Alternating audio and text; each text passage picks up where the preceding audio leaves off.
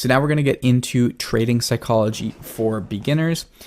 This is things to avoid as a beginner, and I'm just going to read off of this and then I'm going to expand on it as I go. And so this is something that I personally wrote with everyone in mind that's beginning trading and having no concept of trading psychology, essentially. I recommend reading Trading in the Zone by Mark Douglas. That's going to be a resource that is down below in the trading tools, so don't forget to read that at some point. That's super, super important. It's basically like the Bible of trading, in my opinion.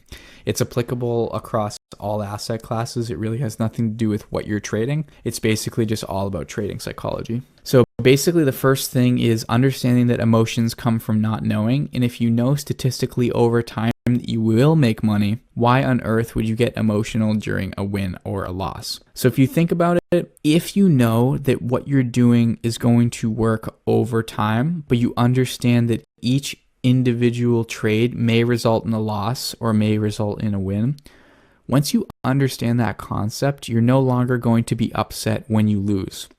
Because the only reason you would be upset is if you know that you have no idea if you're going to make money or not. And so when you lose, you know that you're losing money and there's no guarantee that you're going to be able to make money, and therefore it becomes stressful. So you're simply executing something that you already know the answer to through backtesting and data. So when we backtest, it's basically like us taking a bunch of trades with our trade signals. So we basically say, if this happens, then I do this. And we take that exact system and run it through historical crypto data to figure out if the system is going to make us money over, say, 100 trades. So each trade that you're performing is one of 100. So you should be looking at your trades in chunks of trades to figure out what you're doing wrong and how to improve, rather than getting emotional about the outcome of each individual trade, which is essentially almost random. If you trade a different pattern each day or a different system each day, which is basically what every trader in chat rooms do, this is basically almost impossible to calculate profitability. And this will make it nearly impossible to calculate profitability and to mitigate loss, which then in turn will make you emotional about the trade because you don't actually know if you're going to make money over time, which will then cause you to fuck up while you're trading, which will then cause you to probably lose more money than you will make, which is why 90% of people cannot do trading when they try.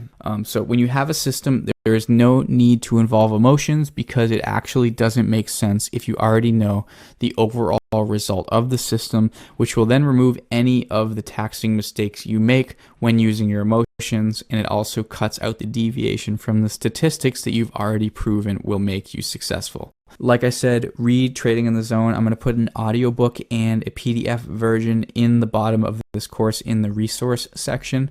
I cannot stress this enough. Make sure that you read this book. It's going to help you tremendously. I can't even explain to you how much it's going to help you. So now I'm basically going to use an example to solidify those concepts that I just talked about. So for example, let's say that you have a bag of loose change. Your friend Kim also has a bag of loose change. You both need $1 in order to get a bag of chips from a vending machine. You know 100% that you have more than $1 worth of quarters in your bag. Your friend Kim is not sure that he has $1 worth of coins in his bag of loose change.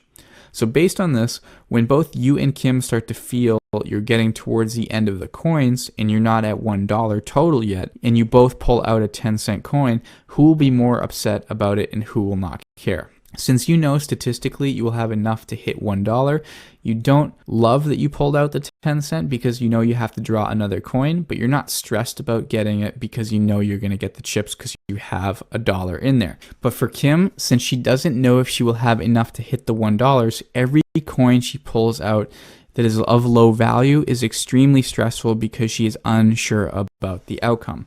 So that kind of puts that psychological concept into perception. Now we're going to swap out that same example, but we're going to talk about it in the terms of trading. I don't know why I said it like all broken down like that. We're going to talk about it in the terms of trading.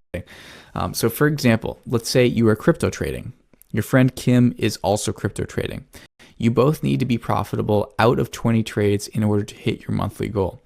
You know 100% that you are going to make more than you lose because you have back tested your trading strategy over 100 trades and know you have a winning percentage of 45%.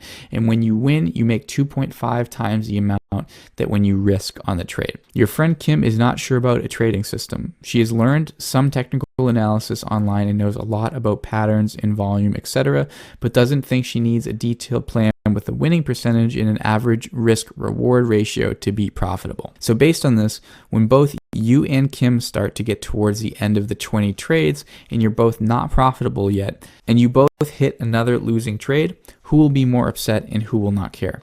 Since you know statistically you will be profitable out of 20 trades, you don't love that you took a loss because you now have to make less at the end, but you're not stressed about being profitable because you know statistically that if you follow your trading rules, you will make money. But for Kim, since she doesn't know if she will hit enough winning trades to be profitable, every losing trade she takes is extremely stressful because she is unsure about the outcome.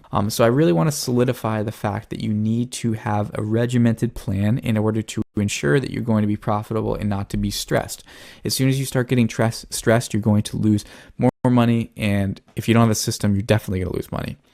So this is an example of why you need to understand the psychological concept of trading.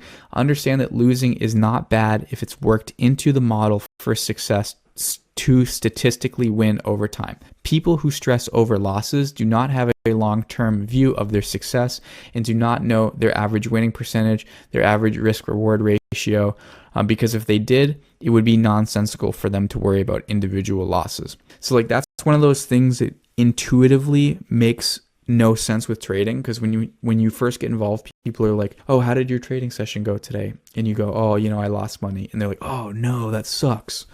And it's just like, no, it doesn't actually suck because it's worked into my system. I can lose trades and it doesn't matter to me because I know over time I will make money. And when you say that to someone, they just don't get it because that's not what intuitively makes sense in the real world. In the real world, when you lose money and you're wrong, people get so upset about it and they think that they need to correct that behavior when they lose money and are wrong. And in trading, it's opportunity cost. So if you never let yourself be wrong or lose money, you're never going to put yourself in a position to make money over time.